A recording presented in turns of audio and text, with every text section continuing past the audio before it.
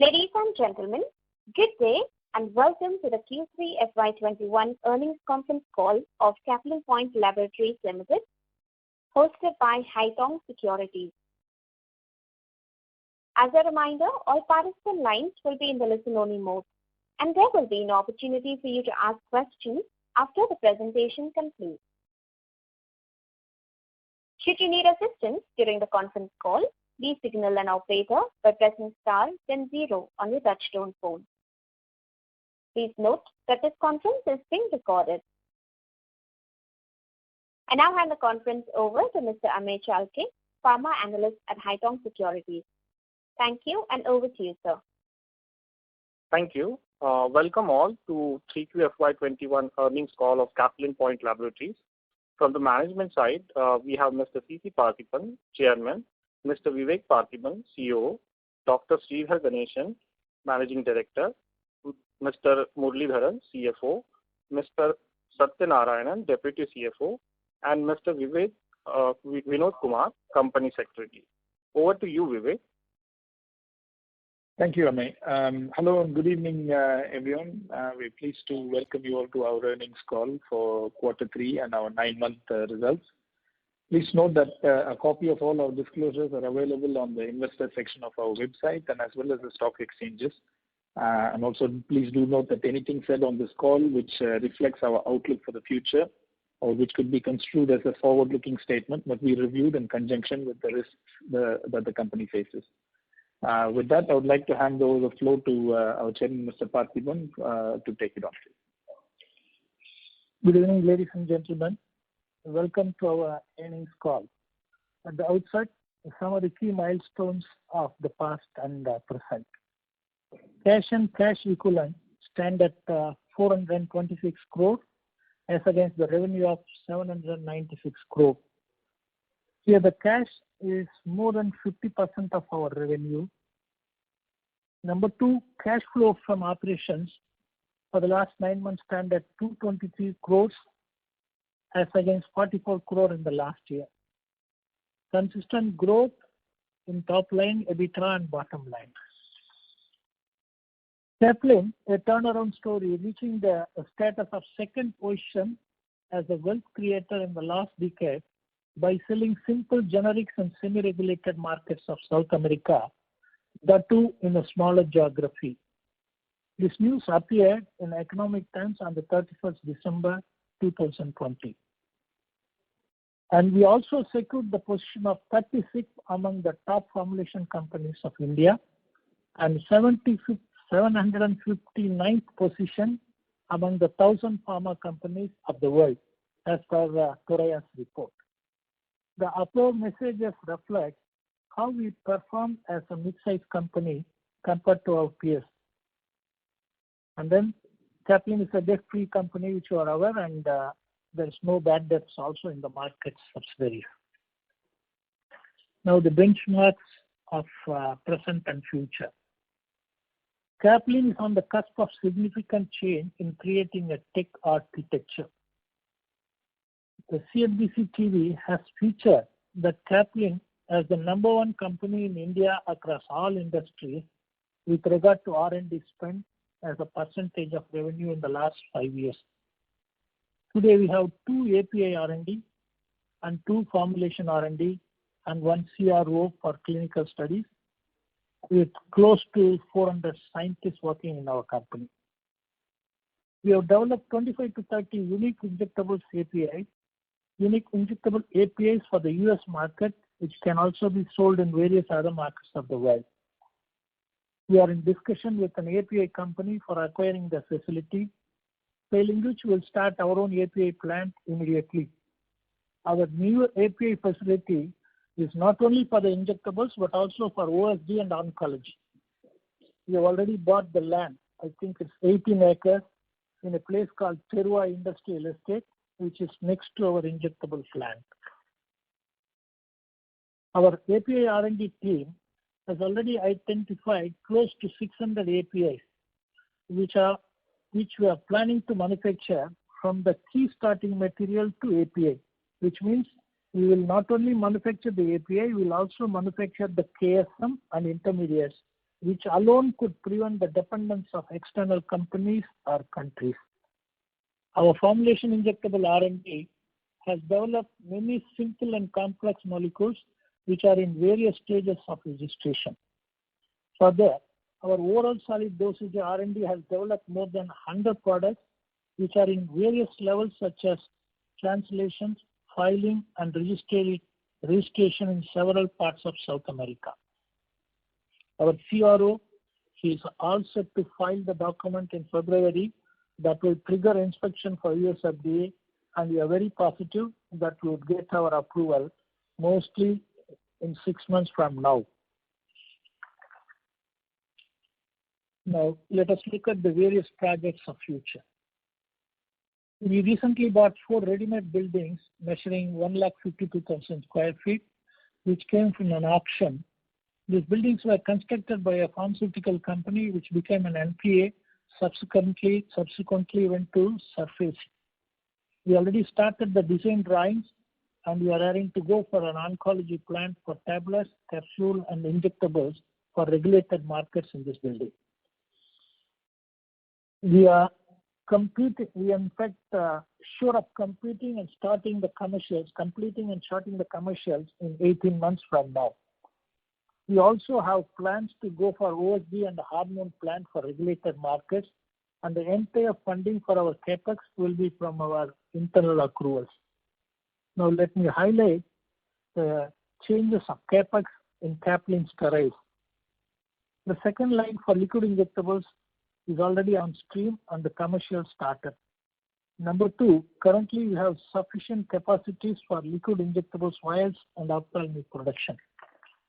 And number 3, we already received the machineries for bags, which will be installed in the current year itself.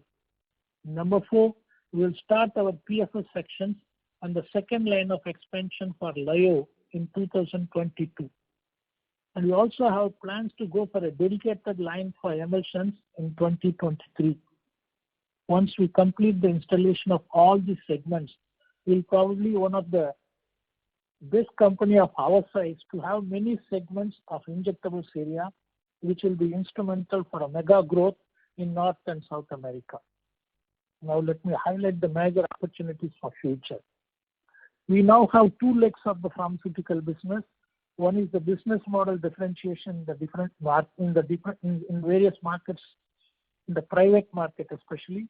The second one is the tech architecture will accentuate the positives to remain relevant and create a sustainable competitive advantage both in private and tender business like any other big company. The key starting materials to formulation will create a leg up for Caplin in tender business in many countries. As you know well, the tender business is very voluminous with more number of competitors. However, Caplin's end-to-end technology platform will create an advantage for many products in tenders. Further, the cash flow will continue in future, which will create advantage for our company for R&D to projects, both in terms of capex and opex. This will also attract and retain relevant human resources using our unique ESOP scheme. Now, let us look at the markets and registrations. Indian pharma exports to Latin America will increase by an impressive 23%, reaching $790 million in the first 8 months of April to November. This clearly shows the opportunity in our major market. We are increasing our registration in the current markets, not only for generic, but also for unique products for brand marketing. We are also expanding to bigger geographies such as Mexico, Brazil, South Africa, and others. Our first order from Mexico is being processed now. We have appointed people from India for brand marketing, but also as country heads to the new markets of Latin America. So in a nutshell, our future business will be based on the following. A, focus on the cash flow first with a consistency of growth in bottom and top line.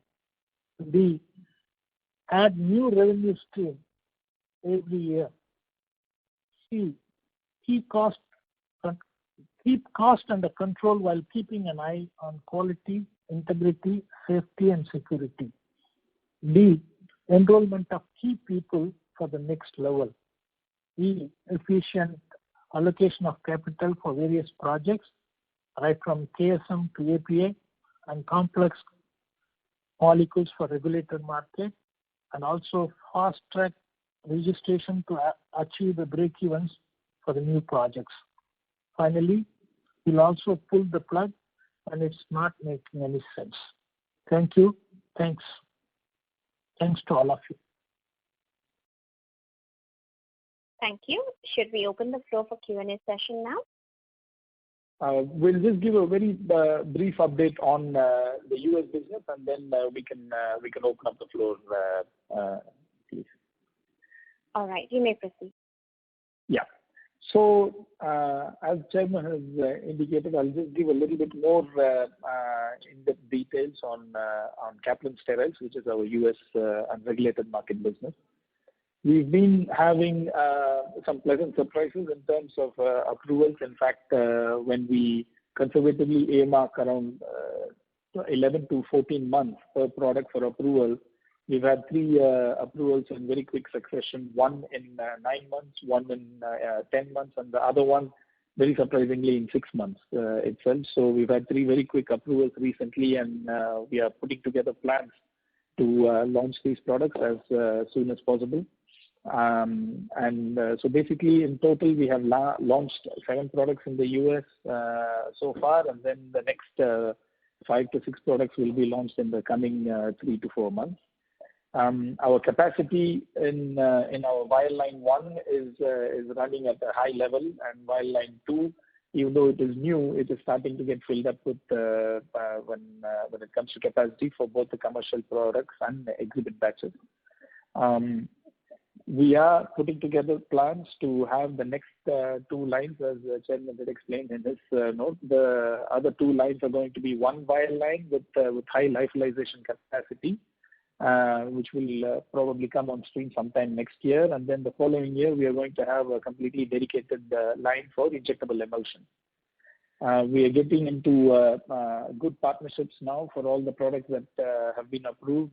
Most of these partnerships are long-term, and also they are designed in such a way that it does not restrict Kaplan from launching our own label in the markets if and when we decide to do so.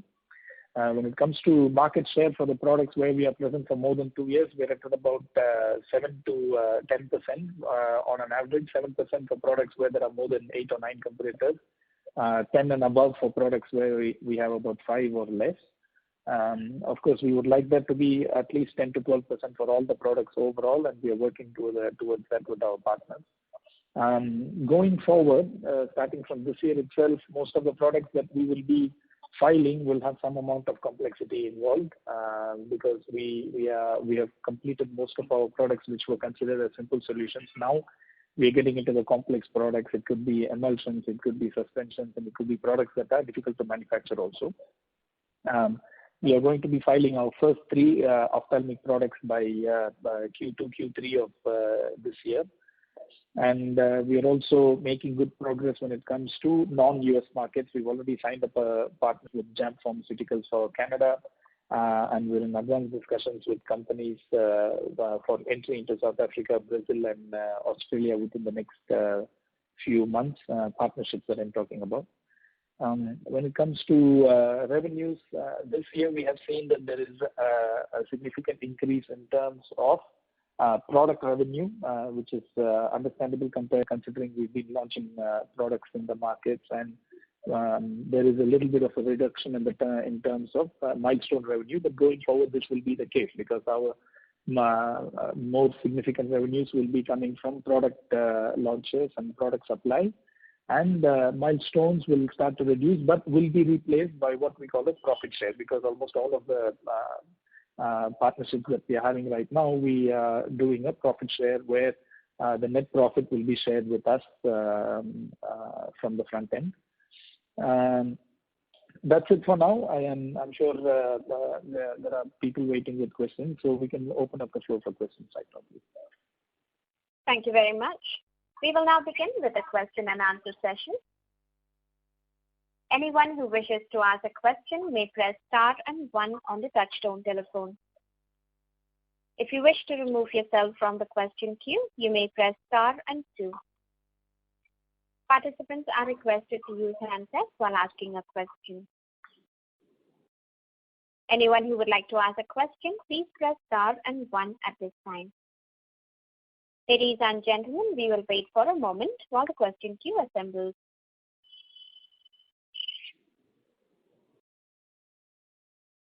The first question is from the line of Shrikant Akolkar from Ashika Stock Broking. Please go ahead. Hi, good evening. Just wanted to get some clarity on the tender order that we have received. So if you can clarify when does it commence and the kind of margin profile that we will have. I request Chairman to take this question, please. Yeah. There are emergency tenders now in Central America. The emergency tenders are related to COVID-19 issues, which of course you are aware. We received actually the tenders, maybe like last 6 months it has been happening, half of which we have already completed, and the rest of it, of course, will go in the last quarter of actually this year. The margins are very good. The reason being, it's not easy for any company, any and every company can export these products, as there is actually a huge shortage of raw materials. Some of them have to be imported from the neighboring country, and some of them actually is in the form of shortage of containers. That also creates a lot of issues. But the advantage that we have is we already have stocks closer to the customers, which are aware, because ours is a stock and sale model. So that creates an opportunity for us to cater to the market without much ado. Okay. And sir, how much of that tender would we already have completed so far? 5.5. Yes, please. I would. Yeah. So there's been continuous tenders coming through. This 10 million that we had spoken about was received only in the last month and a half, okay. And we are going to start supplying. It will be supplied over the current quarter and the next quarter. Okay, understood. And the other question is on the U.S. revenue. So I think U.S. revenue this 9 months would have been around 65 to 66 crore, and we have guided up 100 crore revenue in this fiscal. So where do we think that we will end up 100 crore, or we can go ahead more than 100 crore this year? Okay, so we have completed revenues close to 60. We're not at 60 at this moment. We're at about, I think, 54, 55 right now. We are confident. We expect to finish the year close to 100. I'm not sure if we will cross 100. We'll have to take into account that there's been significant delays in the man and material movement between the months of April to October, which sort of delayed some of our qualification and launches in the market. I will not call this missed revenues. These are shifting of revenues from current year to potentially next year. I think even if we finish it at 1995, it still represents about 50-55% increase over last year, which is good. And the other thing to take into consideration is there is a big shift upwards in terms of product revenue, which is what is long-lasting, which is what is more predictable in the market. Okay. One more question, and then I will join back the queue. So now we are doing about 300 crore of capex over the next 30 months. So just wanted to understand about the free cash flow expectations over the next 3 years. Yeah, I'd like Chairman to take this answer, please. Yeah. The project that we are planning, as I told you before, is all actually products. The product that we are going to manufacture from the projects such as oncology and others are products which have very good demand in the market. And to be very honest with you, we will also not make the mistakes which we have done actually in Caplin Steriles. In the sense, we commissioned the plant and we were not in a position to attract the R&D talent when we went for our Caplin Steriles plant. Whereas today, our company is also visible and we also go for the ESOP to attract the talent. So On one side, we are commissioning the plant. On the other side, we have already developed some of the products. And we are using actually a third-party manufacturer to file the registration. So by the time when we start our commissions, we would have completed some of the registration and will only ship actually from other factory to our factory, which means we are very sure of achieving the break even without much actually, difficulties.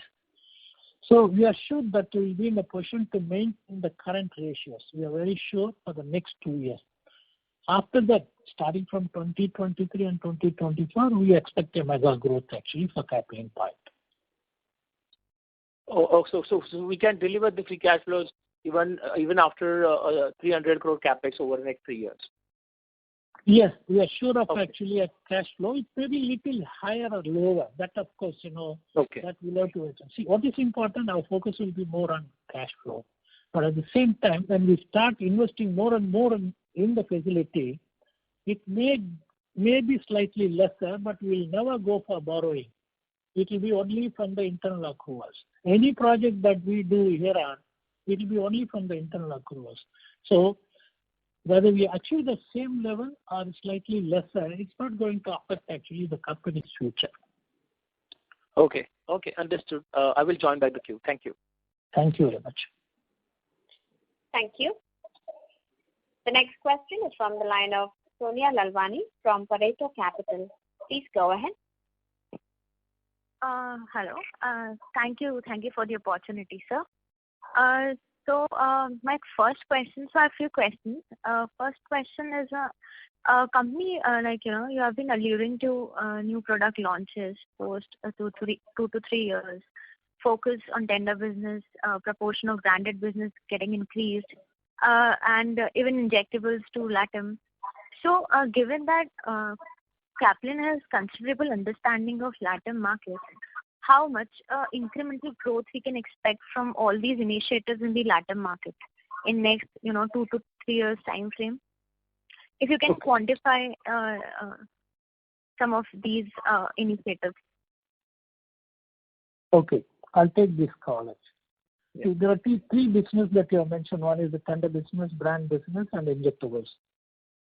All this involves time. As you know well, when we get into larger markets, the entry barriers are quite high. The registration takes its own time. When coming to brand marketing also, whether it's brand marketing in India or overseas, it takes its own time. And then coming to injectables, the business that we are going to do for injectable is more of institutional selling. That, of course, will be in a position to achieve short and medium actually opportunities. However, we are sure that we'll be able to maintain the current growth ratio. The CAGR will be the same or slightly higher. But to quantify in numbers, it's not that easy, as we are not in a position to start the brand marketing as of now. At the same time, tenders also, it's happening now. It's more of actually emergency tenders. And we'll continue to do well in spite of actually COVID is slowly coming out, slowly flat, the curve is flattening. We will be able to do it because of the fact there will be a lot of traffic, there will be a lot of congestion in ports, and then containers have not been in a position to get it on time also. But company like us, we always keep goods next to the customer, as I told you before. Any point of time, we will have goods more than 150 crores in all these places. By the time, we arrange the container, we always, we have goods to sell. So our sales will not be affected. The ratios will be maintained. Phenomenal growth, as I told you before, will start only after 2023. And moreover, paying 2,000-3,000 extra or even 5,000 extra for a container is not much important to us. To us, the cost of opportunity is much more important than the cost of a container, because we are sure of selling at a higher price because of the stock and scale model. Suppose when you sell to an importer, the importer will take the goods from various manufacturers. But when we sell to the customer, we will watch the situation and then decide when to sell and how to sell at a higher cost. These are the few things which I think, probably will convince you to understand our business model. Yes, sir. Surely, surely. Thank you so much. Second question that I have is on the U.S. injectables business. So I think Mr. Muralidharan can just give numbers on what the asset turnover could be on the new capacity that is coming up, and what is the expected timeline for achieving this kind of asset turnover, and also whether regulatory approvals have been in place for this new capacity.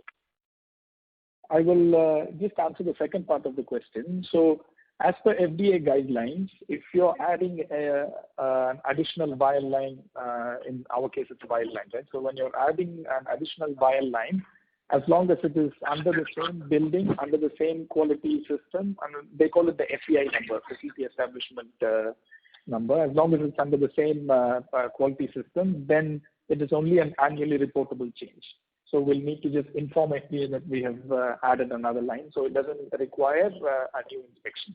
On the asset turnover, I'll request our CFO to answer, please. Yeah. Good afternoon. This is Muralidharan. Asset turnover ratio, actually it will be more practical if you see it 3 years hence, because we have just invested and then the current year turnover, as Mr. Vivek put it, it will be about 100 crores, 95 crores, which means it will be about 1:1. Going forward, without much addition to the capacity, we should be able to do 3x the kind of a turnover with the capacity what we have today. And this is an ongoing exercise. Next year also we plan capacity enhancement. Then 3 years from now, definitely it will be 3x will be the asset turnover. Okay, so you are saying for the short term it's kind of 1:1, and maybe for the longer term it can go up to 3x. Yes, it's the medium term. Yeah. In the medium term. Okay. And so when can we achieve this kind of asset turnover? Like, what will be the break-even point? We feel that from a cash flow break-even angle, according to our estimates, we feel that it should be anywhere around 120 to 130 crores. We're not far away from that, right? I mean, we expected to achieve that this year, but because of some disruptions due to COVID, we were not able to do it, but we're not far. We feel that next year it should be very much possible. Yeah, well, I'd just like to supplement that what Mr. Vivek said. The break-even year, actually when we take the expenses, we charge off all the R&D related expenses and the filing expenses, which many companies have different viewpoints and then they give different treatment. But conservatively, we are charging off the A&D related expenses and the product development expenses, which has been going as our chairman put it. We are the largest. We spend the largest in India as per percentage of turnover. So the break-even is a misnomer here because we concentrate more on building the more products, and then so that 2 years, 3 years, and hence we should be in a position to take a leap from. Yeah, that's the point. So break-even now, the next 2, 3 years. What Mr. Vivek meant was excluding the R&D related and filing related. If you were to see as a commercial operation, it will break even at the current turnover. Okay, all right, got it. Thank you. So as third question, like if you can just if you can just tell about how much revenue we can achieve from 4 ANDAs that will be launched in the next 2 months, like a ballpark figure as to what could be the potential revenue. Yeah, so of course we don't want to get into numbers at this stage, right? So even though this is very short term, what we do give out is the addressable market size of the product when as and when we have the ANDA approved. We are working with very high level partners. In fact, some of our partners are the largest companies in the US, and they will do justice to the product. We are very sure of that. So we would like to look at it from an overall revenue angle rather than on a product-to-product kind of a basis, because as you might already know, there is intense competition in the US. There's no doubt about it. Even though injectables there's lesser competition compared to orals, there is still significant competitive landscape in the US right now. But from an overall perspective, I think we will comfortably beat this year's revenue when it comes next year. And as always, our target is to achieve at least 10 to 15% market share each time we launch a product. So you could sort of take that as a guidance. Thank you. I would request Mr. Alwani to rejoin the queue for follow-up questions. The next question is from the line of Sachin Kasera from Swans Investments. Please go ahead. Yeah, hi, man. This question is for Vivek on the US operations. So you mentioned that this year, because of the COVID-related issues, we were not able to achieve the planned budget. So because of the lower base now, have you also revised the FY 2023 budget downwards, or we remain hopeful of achieving the 22 budget and 23 budget also? Yeah. So when it comes to product approvals, we have not faced any delays, thankfully. When it comes to product filings, there's been probably a few months delays with a couple of projects. I would not say it's directly related. It's not linearly related, I would say. But yes, compared to what we have done this year, I would say that we will very comfortably beat the revenues next year. And that's about it. Like I said, when it comes to product approvals, as you might have seen, we already have 12 approvals now, 8 under Caplin's name and 4 with our partner's name. So I don't expect a slowdown in revenues or anything like that. Can we expect a significant jump in FY22? We'll have to wait and see. We are hopeful. We are confident that we will do well, but a significant jump, I don't know how you would quantify a significant jump, but we will do well. 150 crores? Yeah, 150 crores plus next year. We are still not comfortable to get into numbers, Sachin. Our break-even point is about 120 to 130 crores. That is our 130, I would say, and that would be a milestone that we would attempt to achieve for sure. Sure. My second question was on the capex that has been presented in today's results of around 275-300 crores. So can you tell us what is going to be the peak revenue and what is the type of payback that you are looking from this project at full utilization? Yeah, I'll to take the call. Yeah. One thing which is very important, as I told you before, not only completion of the facility, it's also completion of the registration, which really gives you the business, as you know well. So we need at least minimum of actually 3 years. In 3 years, we are very sure actually that we will be on the fast track. That is for sure. But however, it will not be in the form of actually all the factories that we are planning to, all the divisions which we are planning to start. We will start the commercial production after 3 years. Some will start after 2 years also. So we are likely to do well, as I told you before, starting from 2023. So this period for Caplin will start from 2023 onwards. That's how I would like to put it. So that's understood. That's, I think, something you mentioned, but my question is a little different. With this investment of 275 to 300 crores, can we generate additional, say, 1,000 crores, 800 crores? What is the type of incremental revenue that can come to the company? It is, yeah, that's so. I'm very right, because we are sure of reaching actually that kind of revenues. 1,000 to 1,500 crores of revenues is definitely possible, in addition to what we are doing now. That is for sure. On top of it, what we exactly emphasize and what we focus is actually the cash flow. In 3 to 4 years' time, we expect a phenomenal cash flow again. Which means, even if our concern is not the top line, to be very honest with you, we always focus on the cash flow. Because top line is vanity, bottom line is sanity, cash is the king. So if you look at other companies of our size, then you will be able to understand that I'm sure that you will say there are not many peers who are of our size having this type of cash flows. We will continue to have the cash flow. This will actually double and quadruple actually in 3-4 years from now. Sure. My last so that's the most important point, I think, more than the top line. Sure. Am I right, sir? So my last question was on the API. You mentioned that you are working on acquisition. So is it that we have in some final stages and we are, it could happen soon, or is it at some very preliminary stage, the acquisition for the API plant? No, it's somewhere halfway through, and we will take a decision by end of this February. And we will not be waiting in the wings because we already waited, to be very honest with you. We'll start our construction actually starting from March. It has come to say 50-60%, is covered. Still, you won't say, we have come to a stage where we are in a position to understand the whole actual infrastructure and other things. More than the infrastructure and other things, we don't know how many competitors are in the fray also. To be very honest with you, this is a facility of a multinational company. So we will wait only up to February end. That's what we have decided. Failing which we will go for our own AP facility. Thank you so much and wish you all the best. Thank you, sir. Thank you very much. Thank you. Thank you. The next question is from the line of Mitesh Shah from ICICI Direct. Please go ahead. Thanks for taking my questions and the congratulations for the good set of number.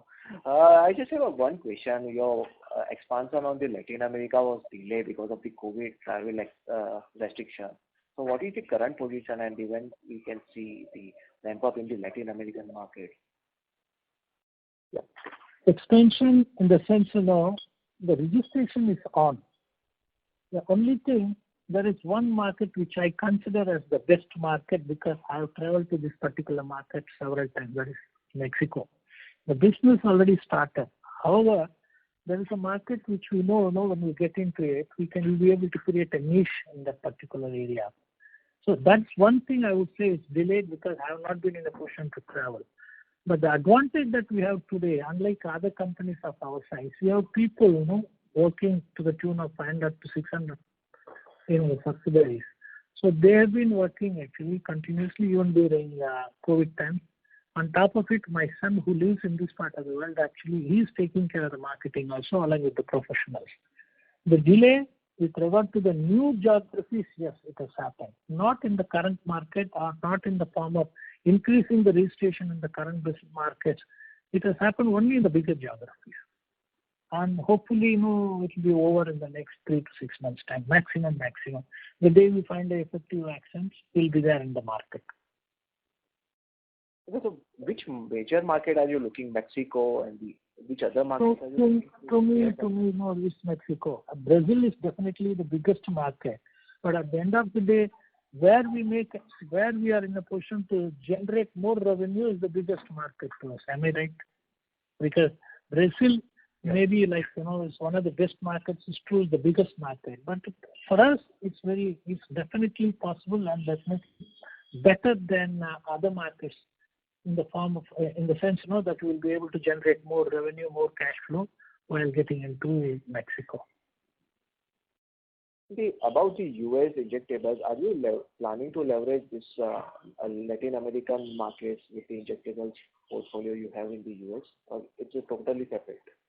Injectables, as I told you before, actually, the injectables that we developed or we are filing in the US markets can be also used as a global dossier in various other markets. We are sure of using it in Mexico and Brazil. So are you starting taking approvals of the plant for other markets as well, like Brazil? Yeah. What is happening is in the form of desktop registration currently. The Ministry of Health is aware of the fact that we will not be able to travel, and they allow desktop registration, and it is in the offing. It's been happening. And our regulatory team is working with various countries that way. It is happening. It is slow, but however, it's happening. Okay. And can you give the capex for FY21 current till 9 months FY21 and FY22 capex? I request our CFO to just throw some light on the capex for the last 9 months. Last 9 months, the capex is of 66 crores. Okay. What about the FY21 full year are you expecting and the FY22? Yeah. I think I will take this question. We are sure of actually increasing the capex as we have decided to go on full swing. Between 100 to 150 crore will be spent in 12 to 18 months' time.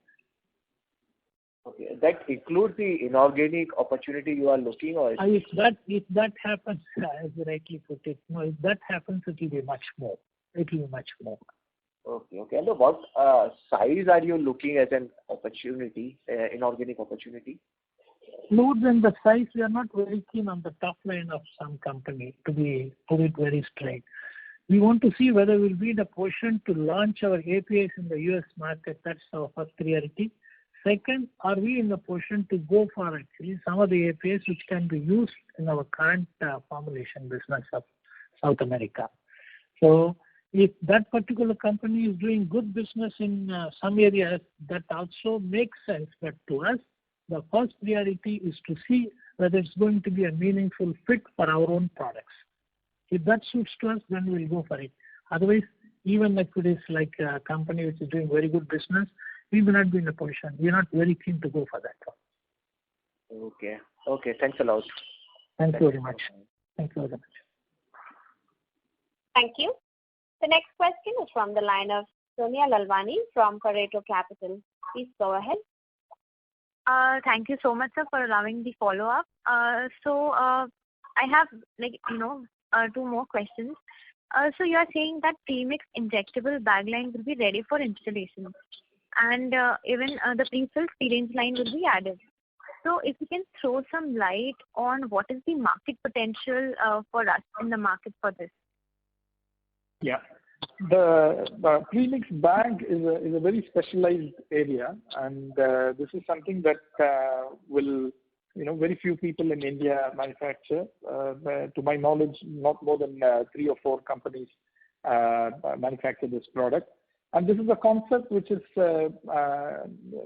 quite strictly followed in the US. Basically, they are expecting the number of steps that a healthcare worker takes to reduce. Like previously, if a product is available in a vial, they need to draw it out of the vial and then inject it into an infusion bag. So rather than that, we have the entire bag itself premixed with the drug already. So this obviously will, we can charge a premium in the market, and I feel that the number of products is probably to the tune of about 25, 26 at this point in our target list. But you can always convert a lot of products that is in a concentrated solution right now into a premix bag also. We call that in the US as 505(b)(2) filings. So we feel that it's an attractive, it's definitely a lucrative market, and the technology involved is a little bit complex. So I don't expect too many competitors as well in this field. When it comes to pre-filled syringes, this is a direct extension of our current portfolio. In terms of the product development wise, we are looking at very similar kinds of timelines, very similar kinds of costs as well. And there are a few products where we might not be going for very high volume kind of PFS, such as the heparins and the enoxaparins, because you need to be completely integrated for that one. We are looking at a little bit more niche, high value kind of products in this space. Okay. So margins would be higher than the company average margins, or would be in line with the company's average margin, a better margin? See, today in the US, if you take out the expenses that we are incurring in terms of R&D, as our CFO was saying, we are actually at a decent margin level. It's in line with the company's overall margin. And once we get up in terms of revenues, once we go up to double the current revenues, probably triple the current revenues in the next few years, the linearity of expenses going up is not there, right? So you're going to have a baseline of revenues which will only go up incrementally as the revenues continue to grow well. So our bottom line is only going to strengthen from here on. We are at the worst level when it comes to margins today. And if you look at gross margins, we are still up to about 50% or more. So I expect the margins, which are already pretty decent, I expect this to grow up well. Okay. Sir, any therapies that you're looking for in premix injectable bag, or so just trying to understand the revenue potential from this category? Yeah, so premix bags are predominantly used in hospitals and clinics. right? So, and of course, injectables by and large, 99% of them go through the hospital channel. And premix bags are also in the same area. Now, we'll need to be a little bit selective with regards to product selection, right? Because what happens is, if you're going for very high volume kind of products, this is not something that is going to work out because of the freight cost.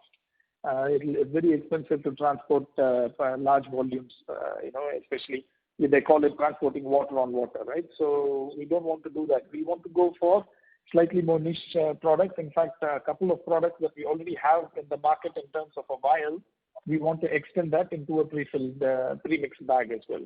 So as it stands today, if you compare the profitability between a vial and a premix bag, it's already multiple times more profitable in a bag.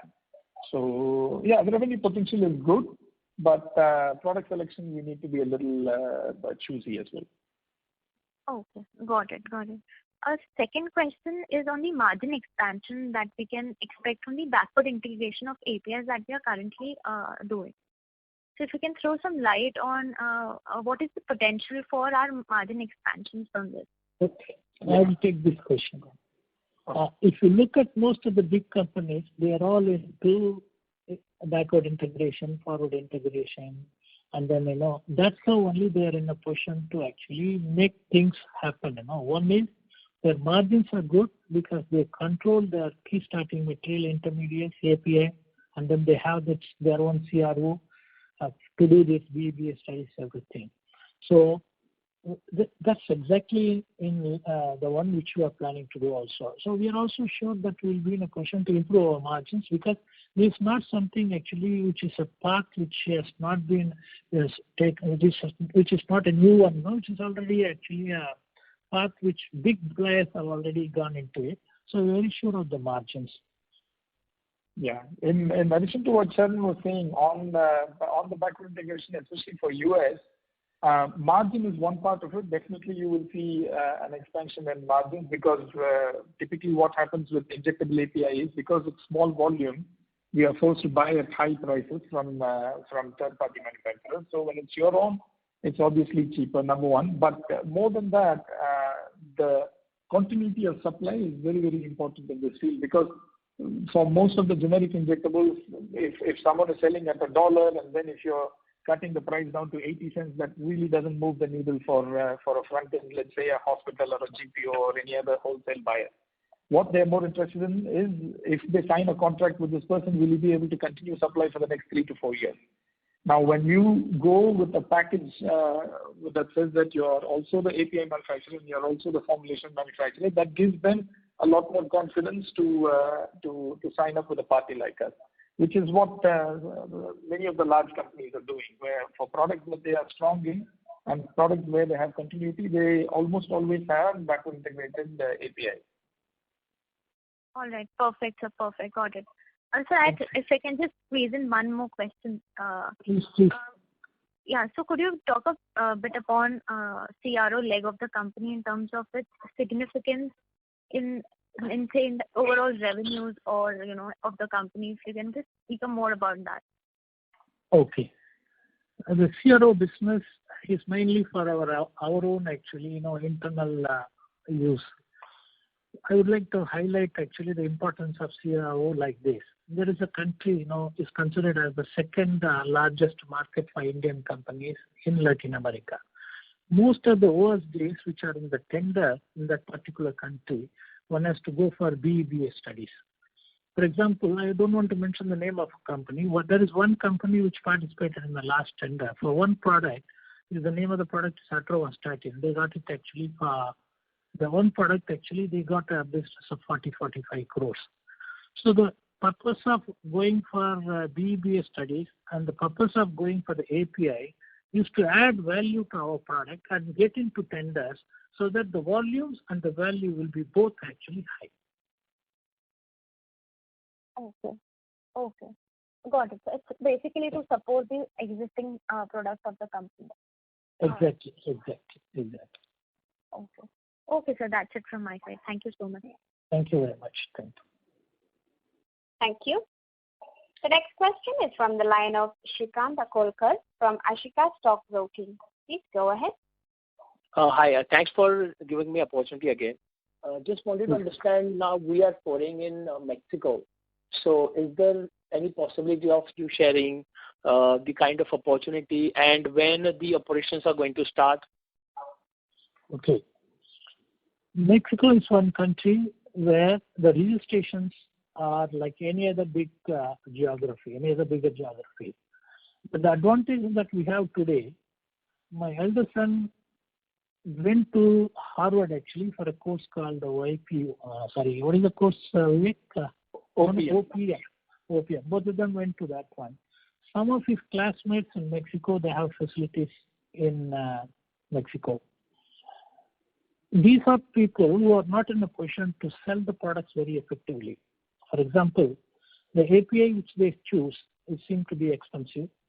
They go for actually clinical studies to some of the CROs where they charge them very high. Because this is the one country where, if you have to do BBA studies, you have to do it in Mexico itself. We have a plan to go for our own CRO in Mexico. When we go for a CRO in Mexico, we don't have to do actually the entire bioanalyticals also in Mexico. We can have the bioanalyticals in Chennai, and we'll go for only the clinicals there. So the same way, when we go for our own APIs, we'll also go for APIs of products for which the formulation is already available. I don't have to register the product. And when we discussed with this gentleman, he himself told me that I have not been in a position to make money in these few products. If you can show me the value add by way of actually supplying API, by way of doing actually BBA studies for him, then that becomes an opportunity not only for us, also for him. It will be a win-win situation. That will give us an advantage of not completing the registration. We don't have to wait for the registration to be completed. So this is one of the biggest advantage that we have as a company. Second, we also know some of the methodologies, which of course I don't want to disclose everything at this juncture. I'm sorry to say disclosing everything will lead to self-victimization. So for business reason, I don't want to discuss other things.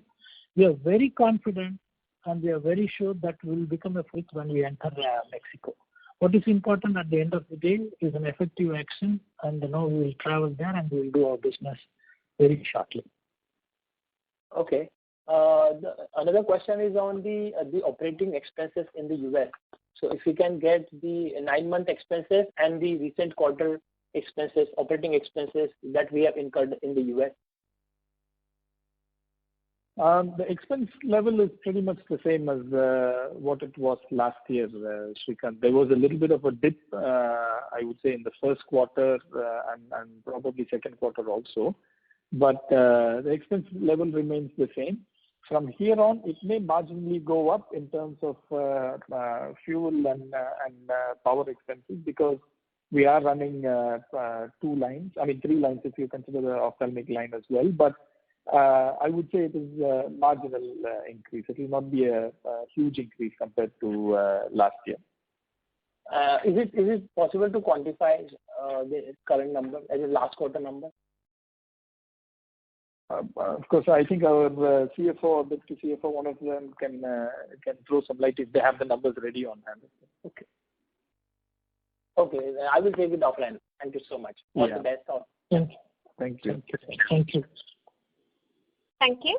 The next question is from the line of Dhiral Shah from Phillip Capital. Please go ahead. Yeah. Good evening, sir. Thanks for the opportunity. So out of the overall Latin American revenue, if you can segregate how much would derive the revenue from the newer geography which we have recently entered? Newer geography, the revenue from the newer geography has not been extraordinary. And the revenue that we get maximum is from the existing markets because of the fact, one, the number of registrations have been increased. Number two, COVID also induced actually and created an opportunity in the form of emergency tenders. The newer geography, yes, we are getting business from various countries in the form of Chile, Peru, and Colombia. And the Mexican business just started. But it's The exact numbers I don't have offhand. I will not be able to tell you. Probably maybe 10 to 15%. It will be in the region of 10 to 15%. It will not be more than that.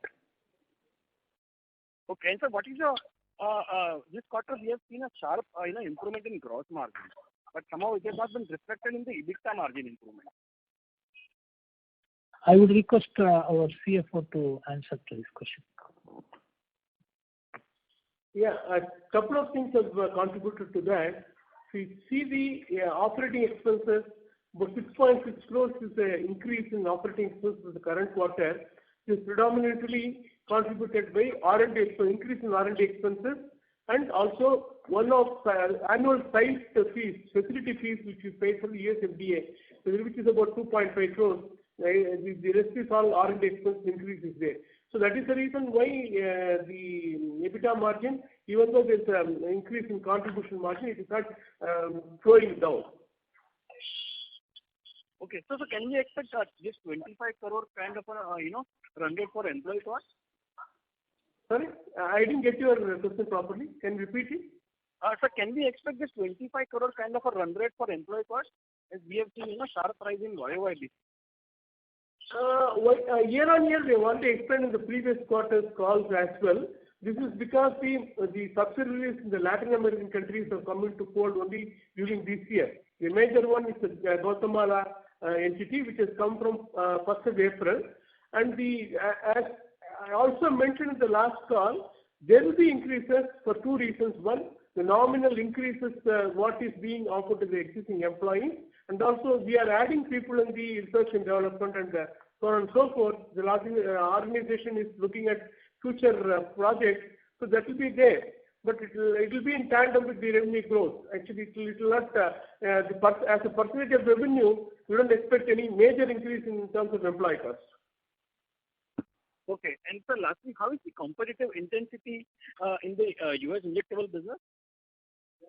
Yeah, I think when it comes to pricing, I have not seen much erosion in the products where we are operating in. In fact, in a couple of products, the prices seem to have increased a lot. That is also because the prices were already at a very competitive space because one of the late entrants as well, right? So that way, I don't see too much in way of pricing. But at the same time, the faster the approvals come through, it is a double-edged sword, right? You're able to launch, and then your competitors are also able to launch. That is also the case. But at the same time, we don't consider very large companies as our competitors in the market. So what is very thin gross margins to a very large player might be very decent margins for us, because our overheads will remain at a certain stage, whereas companies that have 5, 6, 7 plants all dedicated to the US could be looking at margins in a different way. So as a late entrant, we are still a small player. We can still create carve out niche in the market. Yes, it is competitive, but I think there is enough room. Yes. Okay. And so lastly, our other income was sharply down on a YOY basis. Any reason for that? Yeah, CFO will answer that. The corresponding period, we had a huge exchange gain, 10.75 crores to be precise. As you know, the INR has appreciated during the current year, and it is negative 1.15. In effect, there is a 12 crore drop, 12.25 crore drop precisely in the other income. That is the reason. Okay. Got it, sir. That's it from my side. Thank you so much, sir. Thank you. Thank you very much. Thank you. Ladies and gentlemen, due to time constraints, that was the last question. I now hand the conference over to Mr. Vivek Partheeban for closing comments. Thank you. Thanks everyone for participating. Thanks Amey and the team at Chorus and Haitong Securities for hosting the call and your continued support for our company. And we hope to connect with some other people if they have some follow-on questions. And I hope everyone stays safe as well. Thank you very much. Thank you. Thanks to one and all. Thank you very much. Thank you. On behalf of Haitong Securities and Caplin Point Laboratories, that concludes this conference. Thank you for joining us, and you may now disconnect your line.